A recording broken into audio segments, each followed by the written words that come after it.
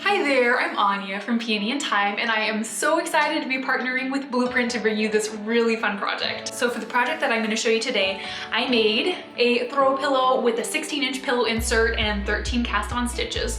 But the fun thing with this is it's super easy to just customize and make exactly what you want. So here's just like your basic throw pillow size. This one I made with a 19-inch pillow insert and just added 2 more stitches. So this was with 15 cast-on stitches.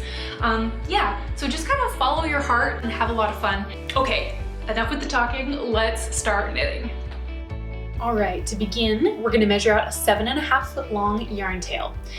Then we'll make a simple slip knot. Just twist the yarn, reach down through that loop, and pull this up, gently snug it down. You wanna make this slip knot about the size of 3 fingers.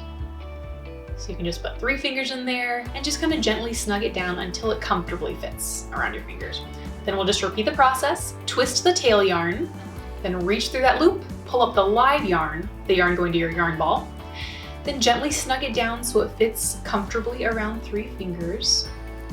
And then just repeat that process until we have 13 stitches cast on.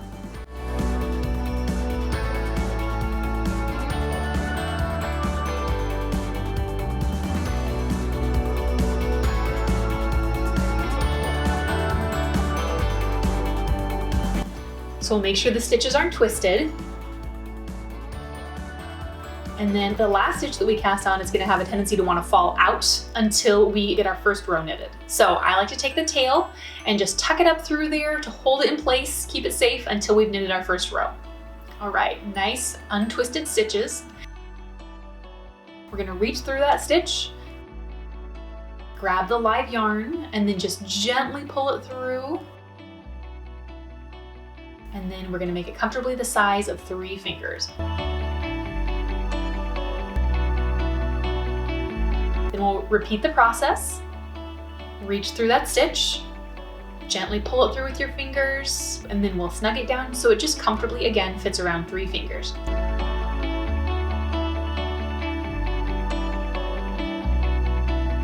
And then we'll just continue this process all the way around.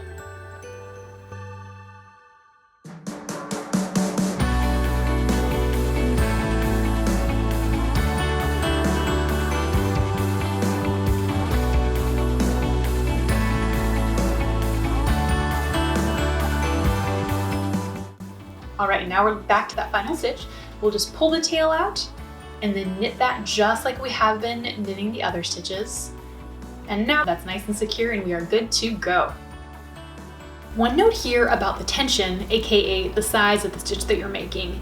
Even small adjustments in tension can have a pretty dramatic effect on the overall size of your project. And so if you get to a certain point and find that your project is too small or too large, don't be afraid to just pull out a few rows and reknit them. It often takes me a couple tries with giant yarn to get my tension dialed in just right for our project. But the good news is with yarn this large, it really just takes a few minutes to pull out a few rows, adjust your tension, and then knit it back up again. Now that we've knit 2 full rows, we're gonna make our stitches the size of 4 fingers. And making them a little bit bigger like this will help with our project shaping. This is gonna make the project flare out just a little bit and will better follow the natural curve of the pillow insert.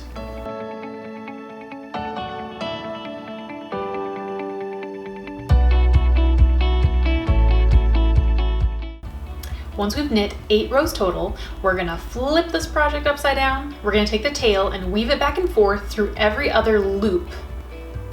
These loops are just the bottom of our cast on stitches. And this is just so we can cinch closed the bottom of our work.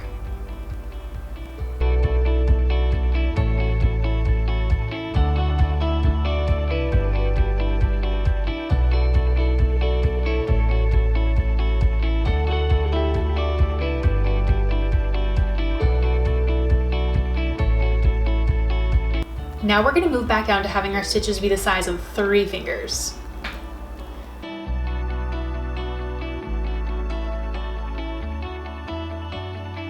This first row around the pillow insert can sometimes be a little tricky. Sometimes I'll grab multiple stitches in my hand to just kind of help pull the project up and shape it the way I want it. After about 2 or 3 more rows of knitting, your project should be able to kind of comfortably close like this.